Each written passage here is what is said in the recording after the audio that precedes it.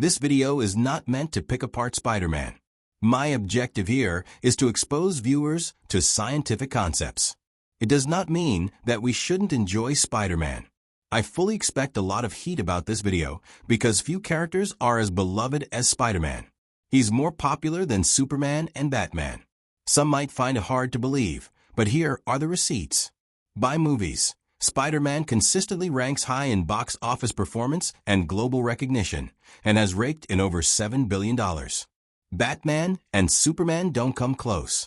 By comics, Batman has maintained immense popularity in comics for decades, edging out Spider-Man here with a substantial number of titles and storylines. By action figure sales, Spider-Man and Batman are also consistently top-selling action figure characters, with Spider-Man edging out. While Batman beats out Spider-Man in comic sales, Spider-Man is the only one who meets two of these metrics. The common claim that spider silk is stronger than steel is true. In fact, it's about twice as strong.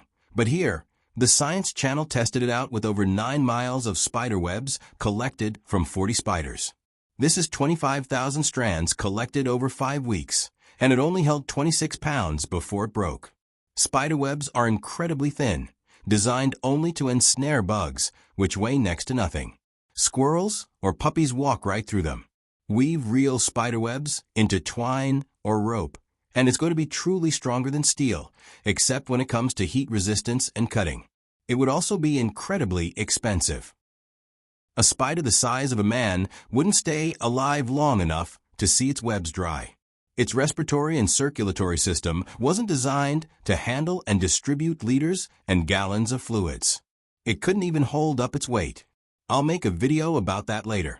I once captured a spider the size of my hand or larger in a radiology file room. The radiology had nothing to do with the size of the spider. It was right next to the VA kitchen, and the spider was likely feasting on ants for years. This spider could barely move and had broken legs. It was already too big to function. It happened to be Halloween, and I thought it was a prank until I looked again, and it had moved halfway across the room. I will say this about a truly giant spider, even a dead one. I wouldn't go near it. Beyond the ick factor, I would worry about the venom, now thousands of times more in volume, dripping and being effective if airborne. If there is a gallon of real spider venom, I would wear a hazmat suit and study its danger later rather than become the first canary in the room. Spider-Man is thousands of times larger and heavier than a typical spider or a spider's prey. His webs would need to be significantly thicker for his hands to hold onto. They would need to be much stronger than a spider-sized web to bear his weight. And we have to face the fact also that spiders don't shoot webs. They touch a surface, like America Chavez said in Doctor Strange, Multiverse of Madness, with their butts, and leave a web behind. This presents several problems. First, increased volume means drastically longer drying times for the web fluid. Thick webs, as pictured here, simply couldn't dry in time to be used. Mary Jane would be stuck to that web like a moth. Worse yet, the web wouldn't be set enough to hold her and she falls, wrapped in sticky goop that will likely clog her nose if she survives the fall. Second, unless Spider-Man expelled gallons of fluid every spin, the resulting strands would be too fine to support a person. Imagine the sheer volume of liquid needed to squirt a continuous unbroken stream of liquid across a downtown New York street, with a web thick enough to grip without slicing his hands. The only way around this would be if the webs foamed up, which would not look cool. Mary Jane's grip on that web, when Spider-Man lowered her, would be impossible on a spun web. It would be like climbing a fishing line. No one could do it. Gwen Stacy pulls off this feat too, with one hand. Even if she had adhesive help from the web, it should be very painful. Even webs as thick as clothesline seen in the 1970s CBS Spider-Man TV show would be impossible to hold onto without slipping, unless wrapped around hands or feet. Spider-Man is superhuman. He can have such a grip. Not Mary Jane. When she does fall, and he shoots that web, which seems to form a hand reaching out for her, you have to ask whether Spider-Man is a second-degree telekinetic. I understand that the hand metaphor reaching out is only artistic license. In my own lore, a second-degree telekinetic can move matter with their minds, but has to be touching it. When the web is close enough to latch onto her, it stretches out even more to grab her entire midsection of her sweater. If Spider-Man's mind can spread out his webs into complex structures of many thousands of strands, he may get more tensile strength, and of course, can create quick hammocks. And let's not forget the fundamental nature of this substance. Whether it's biologically produced or synthesized in a lab, Spider-Man's webs are a rapidly solidifying fluid ejected from his body or his web shooters. In Spider-Man 2, it comes from his body organically. So when Mary Jane is lounging in a web hammock made of bodily fluids, the act of expelling all that fluid should have left Peter in distress, cramping, recharging with food and water, and wiped out. It is a biological reality that the comics and movies conveniently gloss over, but it's undeniably a bit gross when you stop to think about it. When Spider-Man eats garlic, do his webs smell like garlic?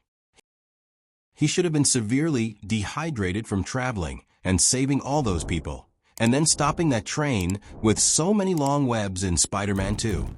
He was shooting webs all over the city, and long ones. Assuming Spider-Man's webs have an average diameter of 1 millimeter, then to produce approximately 1.27 kilometers of web, he would need to use 1 liter of web fluid. The calculation for this is simple. We just calculate the volume of a modest 1 millimeter cylinder. That's for a straight web too thin to hold Spider-Man on its own. Spider-Man shoots an intricate weave all the time. It's not a straight line, meaning he needs to shoot even more web by a factor of many times. For the other versions of Spider-Man with mechanical web shooters, they do run out of web fluid, but not soon enough for the way they use it. Those cartridges are very small, maybe a quarter cup. He would need a web shooter canister, something more like this one. Beyond the web's tensile strength, the anchoring points pose an even greater challenge. Webs tend to splat out and touch a wall or a person in 4 or more spots.